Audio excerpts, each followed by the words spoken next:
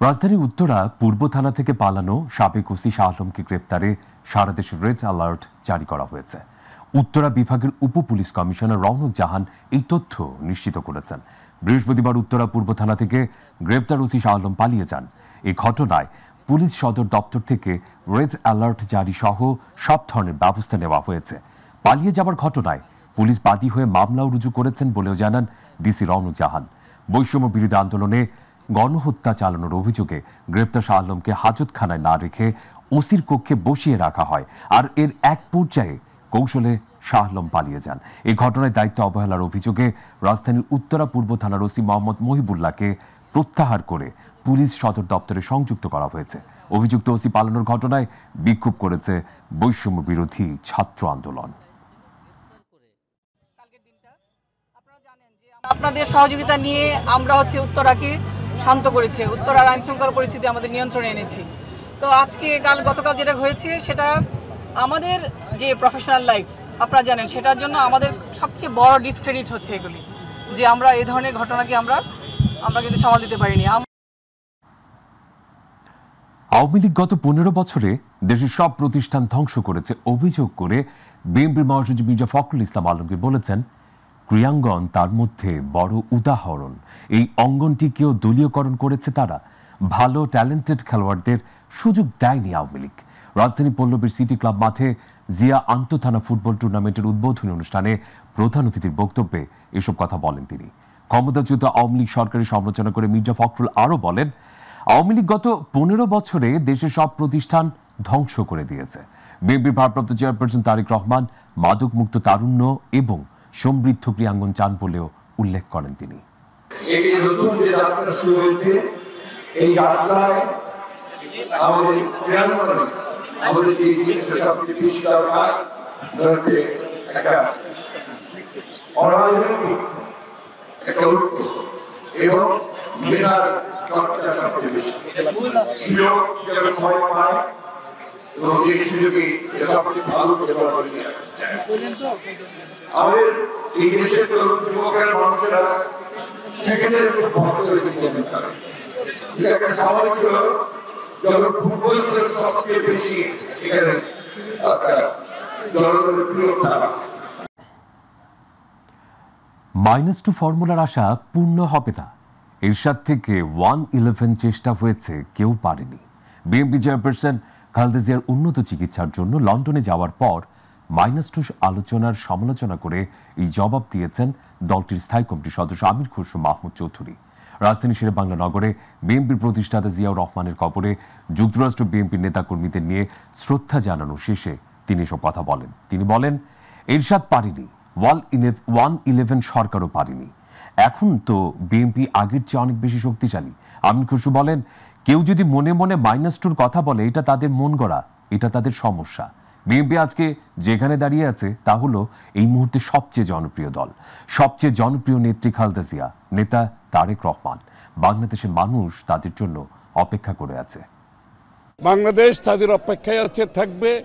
এখানে -2 কথা যারা বলে, এগুলো তাদের, অনেকে বলে না উইশফুল থিঙ্কিং, ইংরেজিতে বলে না, আশা আর কি। ওই আশা জীবনে পূরণ হবে না। ওইটা এরশাদ পারে নাই, ওইটা 1-11 পারে নাই। আর এখন তো বিএনপি আজকে তার চেয়ে অনেক বেশি শক্তিশালী দল। বিএনপি ত্যাগ করে একটি পরিণত শক্তিশালী দল, সবচেয়ে শক্তিশালী দলে পরিণত হয়েছে আজকে বাংলাদেশ। সুতরাং ওই সমস্ত মন গড়া কথা বলার, ওগুলোর উত্তর দেওয়ার আমি কোনো প্রয়োজনীয়তা মনে করি। আন্তর্জাতিক বাণিজ্য মেলার খবর। ঢাকা আন্তর্জাতিক বাণিজ্য মেলা জমতে শুরু করেছে। সাপ্তাহিক ছুটির দিনে সকাল থেকে ভিড় লক্ষ্য করা গেছে ক্রেতা দর্শনার্থীদের। বেলা বাড়ার সঙ্গে সঙ্গে তা বাড়তে থাকে। বেচা বিক্রিতে ব্যস্ত সময় পার করতে দেখা গেছে মেলা আগত ব্যবসায়ীদের। সকাল থেকে ক্রেতা দর্শনার্থীদের পদচারণে মুখর হয়ে ওঠে মেলা প্রাঙ্গণ, জমজমাট হয়ে উঠেছে মেলা। রাজনৈতিক অর্থনৈতিক সংকট থেকে উত্তরণের চেষ্টার মধ্যেই শুরু হয়েছিল ঢাকা আন্তর্জাতিক বাণিজ্য মেলার 29তম আসর। তবে প্রথম দিকে তেমন একটা সাড়া পাওয়া না গেলেও মেলার দ্বিতীয় শুক্রবার সকাল থেকে ক্রেতা দর্শনার্থীদের পদচারণায় মুখর হয়ে উঠেছে মেলা প্রাঙ্গণ। বেশি ভিড় লক্ষ্য করা গেছে গৃহস্থালির জিনিসপত্র, শীতের পোশাক, কাপড় ও খাবারের দোকানগুলোতে। তবে তুলনামূলক কম ভিড় রয়েছে ইলেকট্রনিক্স ও আসবাবপত্রের স্টল, প্যাভিলিয়নে। অনেক ঝামেলা, ভিতরে ঢুকতে অনেক কষ্ট হয়েছে, বাচ্চা নিয়ে অনেক কষ্ট। অনেকে বাণিজ্য মেলায় না ঢুকে চলে যাচ্ছে শুধু অব্যবস্থাপনার জন্য। অন্যান্য বছরের তুলনা বা এবছর একটু দামটা বেশি। যারা টিকিট পাচ্ছে না, আর যে স্প্যান করতে যেটাকে বলছে এটা দিয়ে তো করাই যাচ্ছে না। দর্শক, এই মুহূর্তে বাণিজ্য মেলার সর্বশেষ খবর আপনাদের সামনে তুলে ধরতে চাই। প্রতিনিধি শাহ জামাল জুয়েল সে ব্যাপারে জানাচ্ছেন। ধন্যবাদ। আপনি যেমনটি বলছিলেন, আপনি জানেন যে ঢাকা আন্তর্জাতিক বাণিজ্য মেলার 29তম আসর চলছে। আজ মেলার 10তম দিন। সরকারি ছুটির দিন হওয়াতে কিন্তু দর্শনার্থীদের উপচে পড়া ভিড় লক্ষ্য করা গিয়েছে। আমরাও কিন্তু এখানে লাইভ পথে হিমশিম খেয়ে গিয়েছিলাম। আপনাদের দেখাতে চাই যে বাণিজ্য মেলার গেট থেকে শুরু করে প্রতিটি জায়গায় কিন্তু দর্শনার্থীদের উপচে পড়া ভিড়। প্রতিটি দোকানে বিভিন্ন ডিসকাউন্ট থাকাতে, বিভিন্ন ছাড় থাকাতে কিন্তু দর্শনার্থীরা তাদের প্রয়োজনীয় জিনিসপত্র কিন্তু কিনে নিচ্ছেন। এবং আপনাদেরকে বলে রাখতে চাই, আজ কিন্তু দর্শনার্থীরা বাণিজ্য মেলা উপলক্ষে তাদের টিকেটিং সিস্টেমে বিভিন্ন জটিলতার কথা জানিয়েছেন এবং তারা যে অনলাইনে টিকিটের ব্যবস্থা করেছিল এবং অন্যান্যভাবে টিকিটের যে সিরিয়ালের যে সুযোগ সুবিধার কথা বলেছিল, তারা কিন্তু আজ তেমন কোনো সুযোগ সুবিধা পায়নি। তারা বলেছে যে অনেকে কিন্তু আজ বাণিজ্য মেলায় ভিতরে প্রবেশ করতে পারেনি, কারণ বিভিন্ন টিকিটের জটিলতার কারণে। তবে আজ বাণিজ্য মেলা যে কর্তৃপক্ষের সাথে কথা বলেছি, তারা বলেছে প্রচুর পরিমাণে চাপ সৃষ্টি হওয়াতে কিন্তু তারা আসলে হিমশিম খেয়েছে এবং ইতিমধ্যে কিন্তু লক্ষ লক্ষ দর্শনার্থী কিন্তু বাণিজ্য মেলায় প্রবেশ করছে।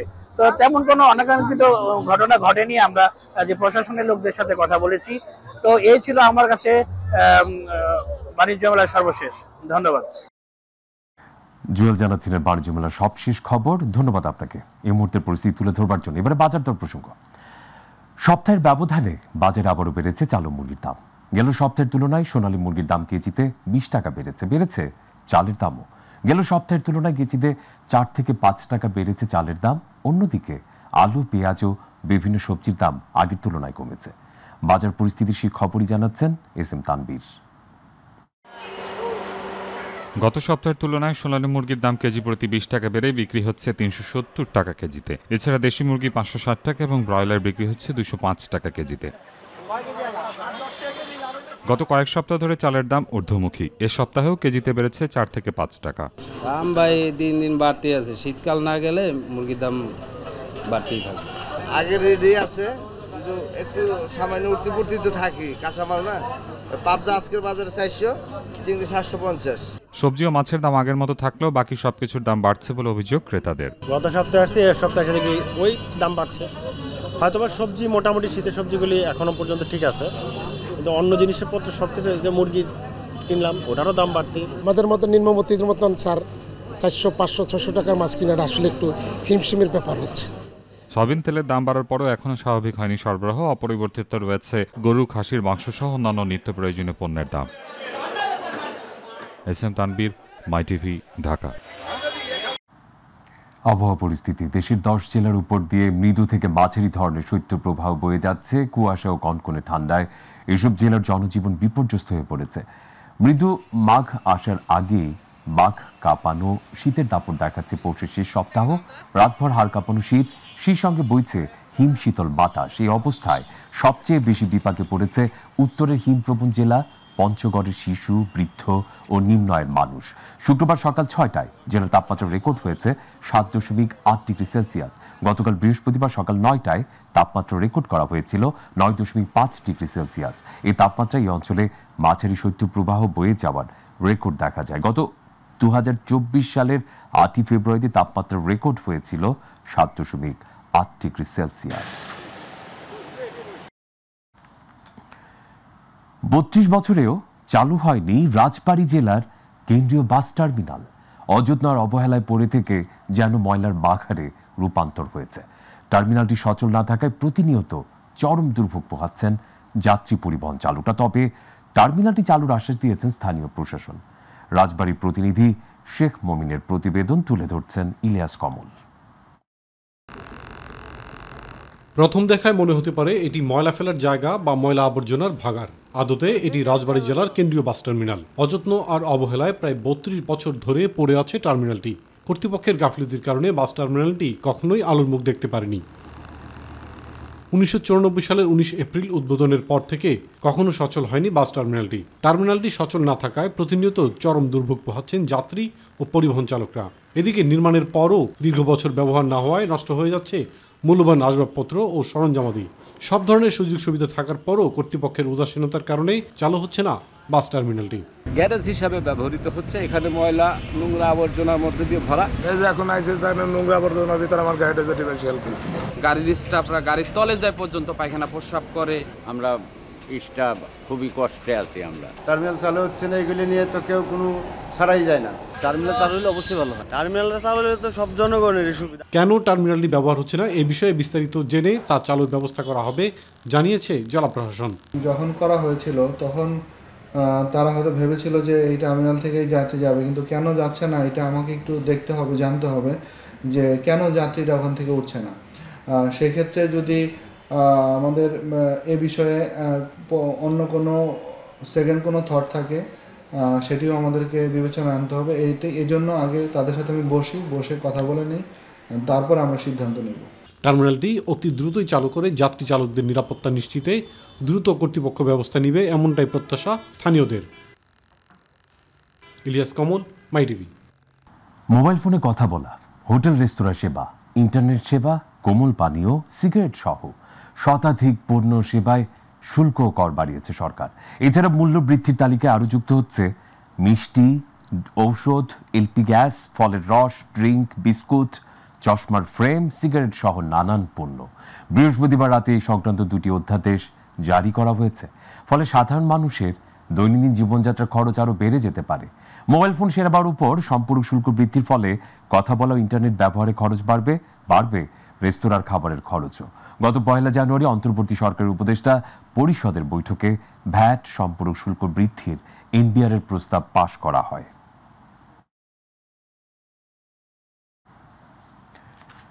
কক্সবাজারে হোটেল সিগালের সামনে দুর্বৃত্তের গুলিতে নিহত খুলনার সাবেক ওয়ার্ড কাউন্সিলর গোলাম রব্বানী টিপুর দৌলতপুর দেয়ানার বাড়িতে চলছে শোকের মাতম। ছেলের মৃত্যুর সংবাদ জানার পর থেকে সন্তানের শোকে বারবার জ্ঞান হারিয়ে ফেলছেন তার বাবা গোলাম আকবর। কেসিসি 4 নং ওয়ার্ডের সাবেক কাউন্সিলরের নিহতের খবরে স্বজনদের বুক ফাটা আর্তনাদে সেখানকার বাতাস ভারী হয়ে উঠেছে। নিহত টিপুর বড় ছেলে স্কুল শিক্ষার্থী বাবার শোকে স্তব্ধ হয়ে গেছে। 5 বছরের শিশুকন্যা এখনো বুঝে না পিতা হারানোর ব্যথা। হত্যাকাণ্ডের প্রকৃত খুনি গ্রেপ্তার করে দৃষ্টান্ত শাস্তির দাবি জানান নিহতের বড় ভাই গোলাম রসুল বাদশা। এদিকে এই হত্যাকাণ্ডের ঘটনায় খুলনা সিটি কর্পোরেশনের 16 নম্বর ওয়ার্ডের সাবেক কাউন্সিলর ও একই ওয়ার্ডের আওয়ামী লীগের সাধারণ সম্পাদক শেখ হাসান ইফতেখার চালু সহ 2 জনকে আটক করেছে র্যাব 15। লোক দিয়ে বা এখান থেকে এই হত্যাকাণ্ডটা করিয়েছে আমার ভাই, হত্যার বিচার চাই। সিলেটের উসমানিয়া আন্তর্জাতিক বিমানবন্দর থেকে লন্ডনে যেতে দেয়া হয়নি। লন্ডন যাত্রা বাতিল করে তাকে ফেরত পাঠানো হয়েছে।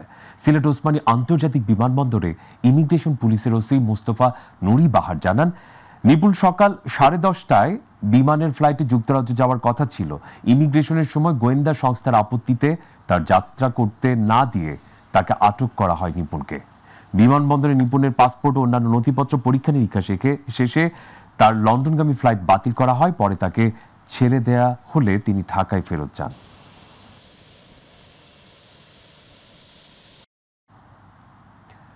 শিল্প, সাহিত্য ও সংস্কৃতি বিকাশের লক্ষ্যে 2024 সাল ছিল অন্য রকমের প্রতিবন্ধকতার। সংস্কৃতি প্রেমীরা বলছেন, গেল বছর রাজনৈতিক অস্থিরতার পাশাপাশি সরকারি পৃষ্ঠপোষকতার অভাবে সংস্কৃতিতে দেশ অনেকখানি পিছিয়েছে। তাই সংস্কৃতি বিকাশে সরকারের পাশাপাশি সকল সাংস্কৃতিক সংগঠনের স্বতঃস্ফূর্ত অংশগ্রহণ প্রয়োজন বলেও মনে করেন তারা।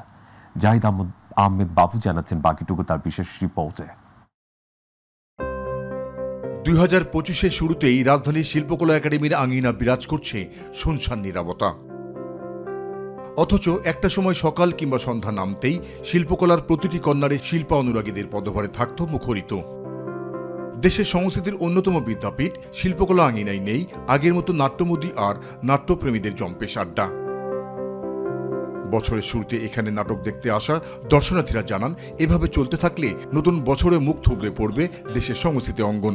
শিল্পকলায় অন্যান্য বছরে যেমন অনেক প্রোগ্রাম হয়, এইবার অতটা প্রোগ্রাম নেই। এখন দেখছি যে নাটক হচ্ছে না, নাটকের মঞ্চে একটা নৃত্য অনুষ্ঠান হচ্ছে। কেবলমাত্র শিল্পকলা একাডেমির মঞ্চেই নয়, এই স্থবিরতা এখন বিরাজ করছে সংস্কৃতির বিভিন্ন শাখায়, বলছেন সঙ্গীতজ্ঞদের কেউ কেউ। নাটক, সিনেমা, শিল্পকলা, আমরা যারা গান বাজনা করছি, আমাদের অঙ্গনটা কিন্তু খুব খারাপ অবস্থা যাচ্ছে। নতুন একটা সরকার আসলো, তাদের কাছ থেকে আমরা আশা করতে পারি যে আমাদের অঙ্গনটাকে দিকে যেন একটু তারা নজর বেশি দেয়। তবে আকাশ সংস্কৃতির অবাধ বিচারণ আর রাজনৈতিক অস্থিরতা কেটে গেলে ফিরে আসবে দেশের নাটক শিল্পের সোনালী দিন। যে সুন্দরভাবে একটা কাজ হতো, পরিবেশটা খুব ভালো ছিল, সবাই মিলে একসাথে কাজ করতো পরিবারের মতো, ওইটাই যেন আবার হয়। সংস্কৃতি অঙ্গন যেন ভালোভাবে হয়, বেগবান হয়। সংস্কৃতি অঙ্গনে যেন আমরা সবসময় কাজ করতে পারি, সুন্দরভাবে কাজ করতে পারি, বর্তমান সরকারের কাছে এটাই। দেশে প্রেক্ষাগৃহের সংখ্যা কমে যাওয়ায় এবং নির্ভরযোগ্য শিল্পী সংকট থাকায় দর্শকরাও হতে পারছেন না হলমুখী। আমরা চাচ্ছি যে আবার নতুন করে হলগুলো আবার চালু হোক এবং আগে যে জমজমাট দেখাতো এবং সবাই আমরা আনন্দ উৎসব হয়ে দেখতাম, সেটা আমরা আবার দেখি। আমি আসছিলাম চলচ্চিত্র দেখতে, এখন দেখলাম পুরনো সিনেমা যেটা দেখে ফেলছি সেটাই এখনো চলতেছে। আমাদের চলচ্চিত্র ঐতিহ্যে ফিরে যাক, ঐতিহ্যে যদি নাও ফিরে যেতে পারে তাও কাছাকাছি একটা পর্যায়ে যেন আসতে পারে এবং হল যেন বন্ধ না হয়। নতুন বাংলাদেশে এসে এই সংকট উত্তরণে এখন থেকে কার্যকরী পদক্ষেপ নেওয়ার কথা জানান চলচ্চিত্রের মেগাস্টার খ্যাত চিত্রনায়ক আফসার উদ্দিন আহমেদ উজ্জ্বল। বর্তমান যে প্রেক্ষাপট আছে সেটার যে পরিবর্তন এসে এটা তো আরো সহজ হয়ে গেছে। যদি চলচ্চিত্র শিল্প সব দিক দিয়ে সমৃদ্ধ হয় তাহলে নতুন প্রজন্ম এখানে কাজ করার জন্য তারা ইন্টারেস্টেড হবে, সেইটাই একসময় বসিরাতে রূপান্তরিত হবে। যোগ্য নেতৃত্বের অভাব, দুর্বল ব্যবস্থাপনা, যুগ উপযোগী পরিকল্পনা ও প্রশাসনিক স্থবিরতার কারণেও দেশের সবচাইতে জনপ্রিয় ও বহুল প্রচারিত গণমাধ্যম চলচ্চিত্র শিল্পীতেও বিরাজ করছে এক ধরনের হতাশা ও শূন্যতা। ঢাকাই চলচ্চিত্র যেন এক সংকটময় মুহূর্ত অতিক্রম করছে। কমে গেছে ছবির উৎপাদন, সীমিত হয়ে পড়েছে প্রদর্শনের ক্ষেত্রেও। সদ্য বিদায়ী বছরের রাজনৈতিক টালমাটাল পরিস্থিতি কাটিয়ে 2025-এ সংস্কৃতির বিভিন্ন শাখা এগিয়ে যাক তার অভীষ্ট লক্ষ্যে। আর এর মাধ্যমে দেশের শিল্প অনুরাগীদের মনে জমে থাকা সকল উষ্ণতার পারদ বিলীন করে দিয়ে সংস্কৃতি স্রোতধারায় আবারও প্রাণবন্ত হয়ে উঠুক দেশের সাংস্কৃতিক অঙ্গন। নতুন বছরের শুরুতে এমনটাই প্রত্যাশা সংস্কৃতি প্রেমীদের। জাহিদ আহমেদ বাবু, মাই টিভি, ঢাকা। বাংলাদেশের এগিয়ে যাওয়ায় যাত্রায় চীনকে পাশে পাবে বলে আশা প্রকাশ করেছেন সংস্কৃতি বিষয়ক উপদেষ্টা মুস্তফা সরওয়ার ফারুকী। সকালে গুলশান সোসাইটি লেক পার্কে বাংলাদেশ চীন কূটনৈতিক সম্পর্কের 50 বছর পূর্তি উদযাপনের অংশ হিসেবে চীন দূতাবাস আয়োজিত অনুষ্ঠানে তিনি কথা বলেন। সংস্কৃতি উপদেষ্টা বলেন, বাংলাদেশের উন্নয়নে খুবই গুরুত্বপূর্ণ সহযোগী চীন। নতুন বাংলাদেশেও তাদের পাশে চান উপদেষ্টা। তিনি যোগ করেন, নতুন গণতান্ত্রিক বাংলাদেশে অর্থনৈতিক ক্ষেত্রে ভূমিকা রাখবে চীন। সাংবাদিকদের প্রশাসক উপদেষ্টা জানিয়েছেন, মাজার ভাঙ্গা বা এই জাতীয় সব ঘটনার বিষয়ে সরকার জিরো টলারেন্স নীতি অনুসরণ করবে। এই সময় ঢাকায় নিযুক্ত চীনের রাষ্ট্রদূত ইয়াও ওয়েন জানান, অর্থনৈতিক উন্নয়নে বাংলাদেশের পাশে থাকবে চীন। অনুষ্ঠানে চীনের সংস্কৃতির নানা ধরনের প্রদর্শনী করা হয়। I was telling him that although it's small, but you have brought color and the energy here in Gulshan Park.